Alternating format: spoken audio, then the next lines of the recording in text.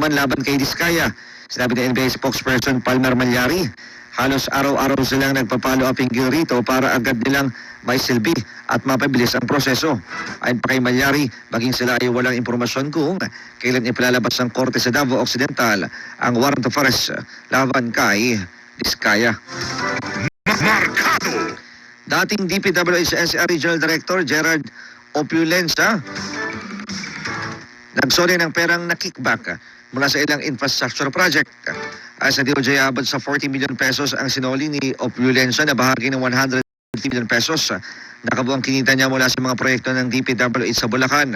Sinabi ni Justice Acting Secretary Frederick Vida na nagkusa si Opulenza na magbalik ng pera kasabay ng pagsusumite niya ng testimonya sa kanyang nalalaman hinggil sa flood control project.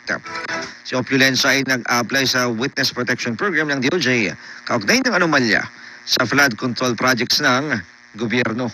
Markado! Notaryadong affidavit naman ng umunay bagman ni Vice President Sara Duterte sinumite sa Office of the Ombudsman.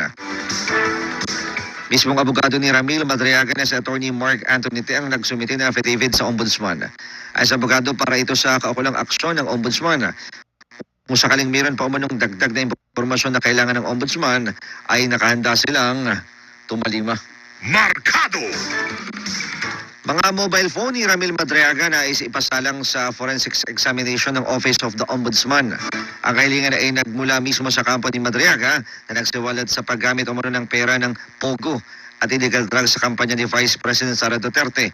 Ayon kay Attorney Raymond Palad, Legal Counsel ni Madriaga, may mga ebidensya ang kanyang kliyente para patunayan ang mga revelasyon laban sa Vice Presidente. Dagdag ni Palad, iginit umano ni Madriaga na mailabas pa ang mga nalalaman para mapanagot ang mga dapat managot. Markado! Malacanang iginit na walang personal na kaalaman si Pangulong Bongbong Marcos sa mga paratang ng tiguriang bagman ni Vice President Sara Duterte. At kay Palace Press Officer Undersecretary Claire Castro, walang maikukomento ang Pangulo sa mga revelasyon ni Ramil Madriaga na walat na pinondohan umano ng Pogo at drug money ang kampanya ng Vice Presidente noong 2022. Pagaman running mate ng Pangulo si VP Sara noong 2022